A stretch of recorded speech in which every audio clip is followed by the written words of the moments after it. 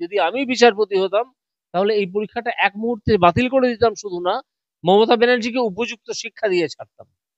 উনি তো একটি থার্ড ক্লাস মহিলা, একটু থার্ড ক্লাস মানুষ, মানুষ হিসেবে থার্ড ক্লাস। অনেকদিন আগেই মমতা ব্যানার্জিকে কাস্টডিতে নিয়ে জিজ্ঞাসাবাদ করা উচিত ছিল। ঘোড়ার ডিম, সততার প্রতীক। সততা ছাড়ুন, সততার প্রতীক। ওনার ভান্ডারে হানা দিলে কি পাওয়া যাবে আপনি জানেন? ভারত লিয়ে দেবেন, দিন না।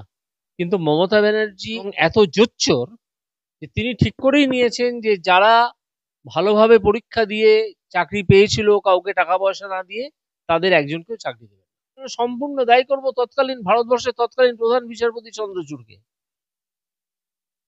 তার কোর্টে গিয়ে কে কি বলে এলেন, ওদের কিছু দালাল আছেন, পয়সা প্রচুর পয়সা নেয়, কে কি বলে এলেন, তো আমার হাত থেকে মামলাগুলো নিয়ে নিলেন। জোচ্চুরি, দুর্নীতি, এসবগুলো মিথ্যে কথা একেবারে চোখের পলক ফেলার আগেই বলে দেন। এই ক্যান্ডিডেটদের নিয়ে ছেলে খেলা করছে মমতা ব্যানার্জি। তারা তৃণমূলের ওই যে নেতাগুলো পয়সা খেয়ে চাকরি দিয়েছিল তাদেরকে গাছে বেঁধে মারবে। ব্রাত্য বসু শিক্ষা, আইন টাইন, শিক্ষা ফিক্ষা সম্বন্ধে কিছু বোঝেন না। এমন একটা ব্যবস্থা করেছেন যে সম্ভবত এই পরীক্ষাটি আবার বাতিল হতে চলেছে। তারপর সুপ্রিম কোর্ট বলেছিল যে নতুন করে পরীক্ষা হয়। তার মানে কি নতুন রুল তৈরি করো, নতুন ছেলেদের ডেকে আনো? একটা মন্ত্রীর মেয়ে কোনো প্যানেলেই ছিল না, তাকে এনে প্যানেলে করে দিইনি বলে আমি নাকি ওখানে বসে বিজেপির কাজ করতাম। মমতা ব্যানার্জি, পার্থ চ্যাটার্জিরা যে চুরিটা করেনি সে কথাটা বলার ক্ষমতা হয় না। এবং এখনো এই জোচ্চুরি তারা করে চলেছে, এখনো করে চলেছে। এসএসসি নিয়ে সব থেকে বড় পর্যবেক্ষণ এই মুহূর্তে দাঁড়িয়ে, কারণ কেন এসএসসি নিয়ে আমরা যেভাবে দেখতে পাচ্ছি একের পর এক সরকার, আর এই যে যেভাবে ছেলেদেরকে নিয়ে খেলা করছে, এটাকে বলে খেলা।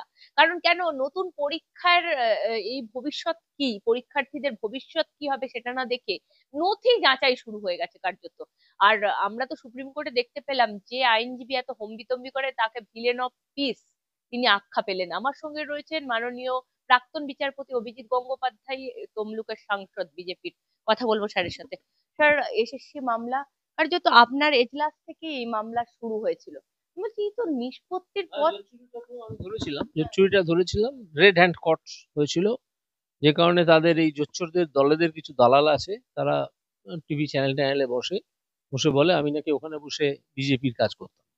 ওরা একবার বলুক না যে আমরা জোচ্চুরিটা করিনি, তৃণমূল জোচ্চুরিটা করেনি, মমতা ব্যানার্জি, পার্থ চ্যাটার্জিরা জোচ্চুরিটা করেনি, সে কথাটা বলার ক্ষমতা হয় না।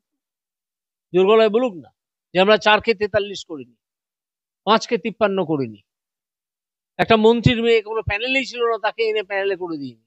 এই জোচ্চুরিগুলো তো তারা করেছিলেন এবং এখনো এই জোচ্চুরি তারা করে চলেছে, এখনো করে চলেছে। সুপ্রিম কোর্ট কার্যত কালকে যা ভৎসনা করলেন যে আপনারা কি আমরা যেটা রায় দিচ্ছি সেটাও করতে পারেন না, কি রায় দিচ্ছি।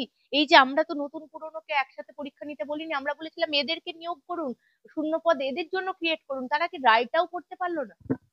দেখুন, রায়টা এরা সবই পড়তে পারে, সবই বোঝে, কিন্তু মমতা ব্যানার্জি এত প্রতিহিংসা পরায়ণ এবং এত জোচ্চোর যে তিনি ঠিক করেই নিয়েছেন যে যারা ভালোভাবে পরীক্ষা দিয়ে চাকরি পেয়েছিল কাউকে টাকা পয়সা না দিয়ে, তাদের একজনকেও চাকরি দেবেন। যদি সম্ভব হয় যতজনকে সম্ভব আটকাবেন। সেই জন্য এমন একটা ব্যবস্থা করেছেন যে সম্ভবত এই পরীক্ষাটি আবার বাতিল হতে চলেছে। পরীক্ষাটি হয়তো বাতিল হয়ে যাবে, কারণ এই পরীক্ষা তো এইভাবে নেওয়ার কথা না। এই পরীক্ষা তো নেওয়ার কথা যারা যে 26,000 বাতিল হয়েছিল সেই 26,000-এর জন্য। তাদের রাইট কবে অ্যাক্রু করেছে? তাদের রাইট অ্যাক্রু করেছে যেদিন তারা সেই পরীক্ষা দেওয়ার আগে ফর্ম ফিল আপ করেছিল সেদিন। এটা তাদের অ্যাডভোকেট জেনারেল, তাদের অন্য আইনজীবীরা জানেন না? অবশ্যই জানেন। জেনে শুনে এইভাবে পরীক্ষার্থীদের বিপদের মুখে ঠেলে দিয়েছেন। আর যদি কোর্ট রায় দেয় যে এই পরীক্ষাটা বাতিল, তখন কি হবে? আবার তো এদের 1 বছর চলে যাবে। হঠাৎ তারা রুল চেঞ্জ করতে গেলেন কেন? রুল চেঞ্জ করার তো কোনো দরকার ছিল না। যাদের পরীক্ষা বাতিল হয়েছে, কেন বাতিল হয়েছে? না, পরীক্ষা পদ্ধতিতে আপনারা অনেক গন্ডগোল করেছিলেন। যখন জাস্টিস দেবাংশু বসাকের ডিভিশন বেঞ্চে মামলা হচ্ছিল, তখন আদালত বারে বারে বলা সত্ত্বেও মমতা ব্যানার্জির সরকার এবং স্কুল সার্ভিস কমিশন তারা কিছুতেই যোগ্য অযোগ্যের লিস্ট দেয়নি, হাজারবার বলা সত্ত্বেও। সেই জন্য সব যোগ্য অযোগ্য সবাইকে বাতিল করতে হয়েছিল আদালতকে। তো এটাও তো আপনারাই করিয়েছেন। তারপর সুপ্রিম কোর্ট বলেছিল যে নতুন করে পরীক্ষা নাও। তার মানে কি নতুন রুল তৈরি করো, নতুন ছেলেদের ডেকে আনো? নতুন ছেলেদের যদি পরীক্ষা দিতে হয় তাহলে নতুন রুল তোমরা তৈরি করতেই পারো, সেই নতুন রুলে সেই নতুন ছেলেরা পরীক্ষা দেবে। শুধু নতুন ছেলেরা নয়, পুরনো যারা আছে তারাও সেই পরীক্ষায় বসতে পারে যদি তারা ইচ্ছে করে, সেই নতুন রুলে। কিন্তু এই যারা পুরনো, যারা অর্থাৎ যারা যোগ্য, তাদের পরীক্ষা যে বাতিল হলো, তাদের জন্যেই তো একটা আলাদা পরীক্ষা হওয়ার কথা ছিল, সেটা তো উনি করলেন না। তাগিদের লিস্ট মানে কুতিয়ে কুতিয়ে, মানে যাকে বলে একদম বাংলা প্রবাদ বাক্যে, মানে একটু একটু করে, মানে তাদের পূর্ণ লিস্ট আমরা দেখতে পাচ্ছি না আজও যে লিস্ট বার করেছে। এরা কিছুতেই এসব করবে না, কারণ এই যে কথাটা এখন বাজারে শোনা যাচ্ছে যে যদি এই দাগিদের লিস্ট বেরোয় এবং তারা যদি সব তারা তো অলরেডি বিচার প্রক্রিয়ায় ডিক্লেয়ার হয়ে গেছেন যে তারা আর যোগ্য নন, তারা তৃণমূলের ওই যে নেতাগুলো পয়সা খেয়ে চাকরি দিয়েছিল তাদেরকে গাছে বেঁধে মারবে, গাছে বেঁধে মারবে। এই ভয়েতে এই জোচ্চোর গভর্নমেন্ট, জোচ্চোর সরকার, এই জোচ্চোরদের দল তৃণমূল কংগ্রেস এরা এটা করতে পারছে না। এই মমতা বন্দ্যোপাধ্যায় তো তাহলে বেকার যুবকদেরকে নিয়ে, যাদেরকে আমরা বলছি জেন জি, এখনকার জেনারেশন, তাদেরকে নিয়ে তো খেলছে কার্যত। না না, জেনজি টেনজি আমি সব কথা কান দিচ্ছি না। মমতা ব্যানার্জি এই যাদের চাকরি গেছে 26,000, তাদেরকে নিয়ে খেলছেন। স্রেফ এই কারণেই মমতা ব্যানার্জির পদত্যাগ করা উচিত, মমতা ব্যানার্জির পদত্যাগ দাবি করা উচিত। স্রেফ এই কারণেই মমতা ব্যানার্জির ক্ষমতা থেকে চলে যাওয়া উচিত। কি 26,000 ছেলের জীবন, 26,000 পরিবারের তাদের জীবনযাপন, এটা কি খুব সহজ কথা নাকি? আর 26,000 নেই, 5 লক্ষ 26,000 অ্যারাউন্ড, যারা সব একসাথে ভুলিয়ে দিয়েছে। মানে সেই আগে আমরা শুনেছিলাম যে আমি নতুনদের ধরবই না, কারণ নতুনদের জন্য এই পরীক্ষা নেওয়ার কথা সুপ্রিম কোর্ট বলেনি।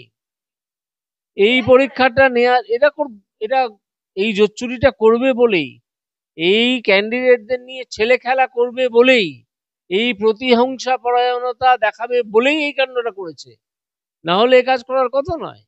পার্থ বসু বলছেন আমরা ঠিকই করেছি, এসএসসি নিয়ম মেনেই কাজ করেছে, দাগিদেরকে বাদ দিয়েছে এবং নতুন করে পরীক্ষার জন্য আসন তুলছে। দত্ত বসু শিক্ষা আইন টাইন শিক্ষা ফিক্ষা সম্বন্ধে কিছু বোঝেন না, কিছু বোঝেন না। ওনার অফিসাররা ওনাকে যা বলে দেন উনি সেটা এসে বাইরে কপচান। উনি হয়তো নাটক শিল্প সাহিত্য এসব নিয়ে অনেক কিছু বোঝেন, শিক্ষা নিয়ে কিছু বোঝেন না। ঠিক আছে, সুতরাং ওনার কথা উনি কি বলছেন না বলছেন, একটা দুটো মন্তব্য করছেন টুকরো, এটাকে আদৌ ধরার মধ্যে নয়, আদৌ ধরনীয়ই নয়, ধরবেন না। ভিলেন অফ পিস আখ্যা পেলেন কল্যাণ ব্যানার্জি, যিনি হম্বিতম্বি করেন। দেখুন, এই লোকটি সম্বন্ধে আমি কোনো মন্তব্যই করতে চাই না। ও অম্বিতম্বি লাফালাফি করতে দিন, এর সম্বন্ধে আমি কোনো মন্তব্য করবো না। আপনি যে মমতা ব্যানার্জির পদত্যাগ চাইছেন, এই মুহূর্তে দাঁড়িয়ে আমি বলছি কি হবে 26,000-এর যারা এখনো পর্যন্ত যাদের নাম আসেনি, এই নতুনদের সাথে কম্পিটিশন? আমি তো শঙ্কিত যে এই এই যে পরীক্ষা আপনারা নিয়েছেন, এই 26,000 প্লাস নতুন, তারপর 10 নম্বর করে রেস দেওয়া হবে, এইসব আপনারা plan A, plan B, plan C সব কিসব দেখিয়েছিলেন, তার মধ্যে হয়তো ছিল বা ছিল না, হয়তো এই পরীক্ষাটাই বাতিল হয়ে যাবে হয়তো। আমি তো বলতে পারি যদি আমি বিচারপতি হতাম, তাহলে এই পরীক্ষাটা এক মুহূর্তে বাতিল করে দিতাম, শুধু না, মমতা ব্যানার্জিকে উপযুক্ত শিক্ষা দিয়ে ছাড়তাম এই ছেলে খেলা করার জন্য। আজকে আদালত কি করবে না করবে সেটা আদালতের ব্যাপার। এই শিক্ষা দেওয়ার ভয়েই তো আপনার এজলাস থেকে অভিষেক বন্দ্যোপাধ্যায় মামলা সরিয়ে নিয়েছিলেন। আপনার এই এই যে শিক্ষা দেওয়ার একটা পদ্ধতি রয়েছে। আমি তো এই জন্য সম্পূর্ণ দায়ী করবো ভারতবর্ষের তৎকালীন প্রধান বিচারপতি চন্দ্রচূড়কে। তার কোর্টে গিয়ে কে কি বলে এলেন, ওদের কিছু দালাল আছেন, পয়সা প্রচুর পয়সা নেয়, কে কি বলে এলেন, তো আমার হাত থেকে মামলাগুলো, হ্যাঁ অবশ্যই দিচ্ছিলাম তো এই কেলেঙ্কারি ফাঁস তো প্রথম আমার হাতেই হয়, এই কেলেঙ্কারি ফাঁস তো আমিই করেছিলাম, এবং এর সলিউশন আমি জানতাম যে কি করা যেতে পারে। সুপ্রিম কোর্ট সেই কথা বলেছিল শেষ পর্যন্ত, অনেক লড়াইয়ের পরে, কিন্তু ওনারা ঠিক উল্টো করলেন, ওনারা তো তা করলেন না, যা করা উচিত ছিল তা করলেন। সেই জন্য আমি বললাম এই মামলা যদি আমার হাতে থাকতো আমি এই যে গোটা পরীক্ষা কিছুদিন আগে হয়েছে এবং তার যে রেজাল্ট বেরিয়েছে পুরোটা বাতিল করে দিতাম এবং মমতা ব্যানার্জিকে উপযুক্ত শিক্ষা দিতাম, উপযুক্ত শিক্ষা। খেলায় কেন মাতলেন সরকার বা তার মুখ্যমন্ত্রী মমতা বন্দ্যোপাধ্যায়? প্রচন্ড প্রতিহিংসা পরায়ণ। তার জোচ্চুরি আমি একেবারে হাতে নাতে ধরে দেখিয়ে দিয়েছিলাম এবং সেটা তিনি সহ্য করতে পারেন। উনি তো একটি থার্ড ক্লাস মহিলা, একটু থার্ড ক্লাস মানুষ, মানুষ হিসেবে থার্ড ক্লাস। জোচ্চুরি, দুর্নীতি, এসবগুলো মিথ্যে কথা একেবারে চোখের পলক ফেলার আগেই বলে দেন, চোখের পলক ফেলার আগেই বলে দেন। কিন্তু অত্যন্ত অত্যন্ত অত্যন্ত নিম্ন শ্রেণীর মানুষ। সব মামলা কার্যত সুপ্রিম কোর্ট কলকাতা হাইকোর্টে ফিরিয়ে দিয়েছে, তাহলে আপনি একটা ক্ষীণ হলেও আশার আলো দেখছেন কিছুটা হলেও বিচার পাবে কি? বিচার মামলা যখন হচ্ছে তখন তার হিয়ারিং তো হবেই, কিন্তু কোর্ট আলটিমেটলি কি করবে সে তো কোর্টের ব্যাপার, সে সম্বন্ধে তো আমি কিছু বলতে পারি না। আমি তো ভালো কিছু দেখতে পাচ্ছি না, এই ভালো এই অর্থে যে এই মমতা ব্যানার্জির এই জুচ্চুরি এটা আদালত ধরে ধরা তো পড়ছে, ধরা পড়ে গেছে আবার। এই ছেলেগুলোকে নিয়ে ছেলে খেলা করছে, এই ক্যান্ডিডেটদের নিয়ে ছেলে খেলা করছে মমতা ব্যানার্জি। মমতা ব্যানার্জিকে কাস্টডিতে নিয়ে জিজ্ঞাসাবাদ? অবশ্যই, অবশ্যই। অনেকদিন আগেই মমতা ব্যানার্জিকে কাস্টডিতে নিয়ে জিজ্ঞাসাবাদ করা, অনেকদিন আগে। নোটিশে কি আসে যায়, নোটিশ করে তো কিছু হবে না, উপযুক্ত জিজ্ঞাসাবাদের প্রয়োজন আছে যে কেন এগুলো হচ্ছে দিনের পর দিন।